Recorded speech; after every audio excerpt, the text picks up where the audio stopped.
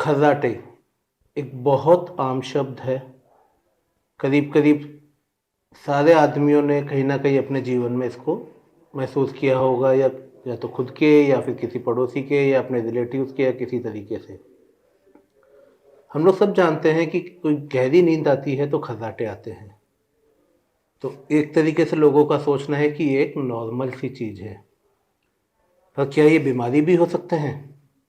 क्या इतने खतरनाक हो सकते हैं कि ये जानलेवा हो जाए? आज इन्हीं सब चीज़ों के बारे में बात करेंगे।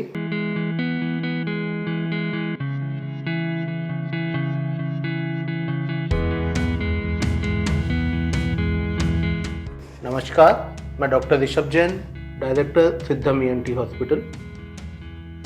अभी कुछ दिनों पहले हमने सुना होगा जो बिडेन के चेहरे के ऊपर यहाँ पे कुछ लाइन्स आई थी जिससे काफ़ी हल्ला हुआ था कि ये क्या है। देन उन्होंने डिक्लेयर किया था कि उनको एक डिजीज़ है जिसके लिए वो मास्क रात को लगा के सोते हैं। उस मास्क की वो लाइनिंग्स उनके बन गई थी। हालांकि ये थोड़ा सा ज़्यादा था, जो कि नॉर्मली ये लाइनिंग्स ऐसे नहीं बनती है। वो शायद बहुत टाइट रहा होगा उनके मास्क, इसलिए उन्होंने इसके ऐसी लाइन्स हो गई। अदरवाइज नॉर्मली ये नहीं आती। पर ये बीमारी होती है खर्राटों की, जिसको हम लोग कहते हैं ऑब्स्ट्रक्टिव स्लीप एपनिया, यानी कि अगर शॉर्ट टर्म बोले तो OSA। क्या होता है ऑब्स्ट्रक्टिव स्लीप एपनिया? अगर हम नाम से देखें तो ऑब्स्ट्रक्टिव मतलब ऑब्स्ट्रक्शन आ जाना, कहीं ना कहीं रुकावट आ जाना, जिसकी वजह से स्लीप मतलब नींद में, एपनिया मतलब सांस का रुक जाना। तो सांस के रास्ते में कोई ना कोई ऐसा गतिरोध या रुकावट आ जाती है जिससे नींद के अंदर आपकी सांस रुक जाती है। उसको ऑब्स्ट्रक्टिव स्लीप एपनिया कहते हैं। तो अगर पूरी की पूरी सांस बंद हो जाएगी, जब तो आपके खर्राटे भी बंद हो जाएंगे और सारी चीज़ें बंद हो जाएगी और आपको परेशानी होगी। पर अगर रास्ता आपका केवल सकड़ा हुआ है जिससे हवा पास हो रही है, तो उस हवा की वजह से जो चेंजेस बॉडी के अंदर आते हैं उससे वो खर्राटे बनते हैं। वो खर्राटे नॉर्मल फिजियोलॉजिकल भी हो सकते हैं या पैथोलॉजिकल भी हो सकते हैं। कैसे पता चले फिजियोलॉजिकल है या पैथोलॉजिकल है? बड़ा सिंपल सा तरीका है।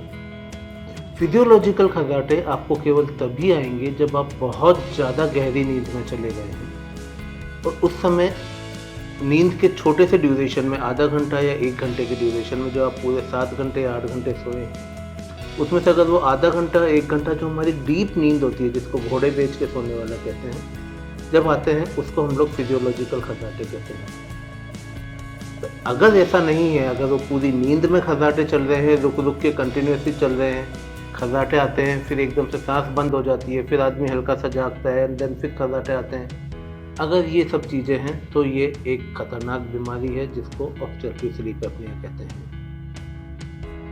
तो इसके दुष्परिणाम क्या हो सकते हैं? सबसे पहली चीज़ तो हमने देखा कि अगर सांस के रास्ते में रुकावट है तो इटसेल्फ बहुत बड़ी चीज़ हो गई है, गंभीर समस्या हो गई, क्योंकि सांस हमारे लिए पहली रिक्वायरमेंट है।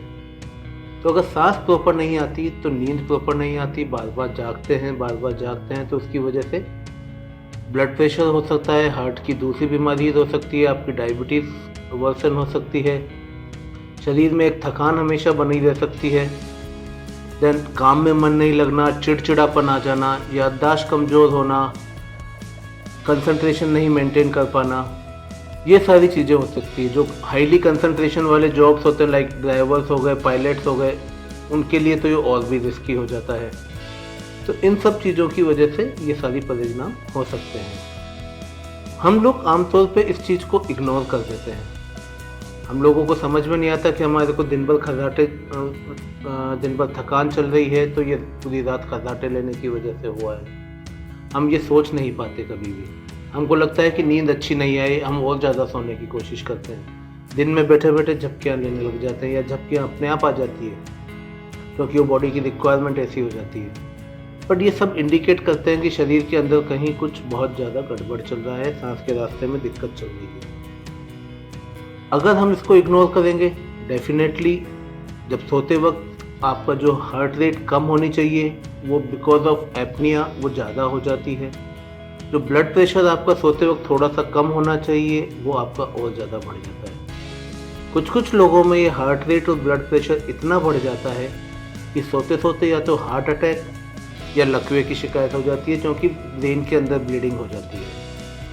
हम काफ़ी सौ लोगों में देखा भी होगा, सुना भी होगा कि आदमी दिन भर तो काम कर रहा है, जब तो हार्ट अटैक नहीं हुआ, बीपी नहीं बढ़ा, और रात को एकदम से बीपी बढ़ा और हार्ट अटैक आ गया। तो एक बहुत बड़ा कारण उसका ये भी है, क्योंकि वो पेशेंट काफ़ी लंबे टाइम से स्लीप एपनिया का पेशेंट था, उसने उसको इग्नोर किया, उस इग्नोरेंस की वजह से उसको इतनी बड़ी परेशानी हो गई। तो आज हमने जाना कि हार्ट अटैक कब फिजियोलॉजिकल होते हैं और कब वो एक खतरनाक बीमारी का रूप हो सकते हैं। अगर ये खतरनाक बीमारी है तो इसको आगे कैसे मैनेज करना है, कैसे डायग्नोस करना है, ये हम डिस्कस करेंगे हम अगले वीडियो में।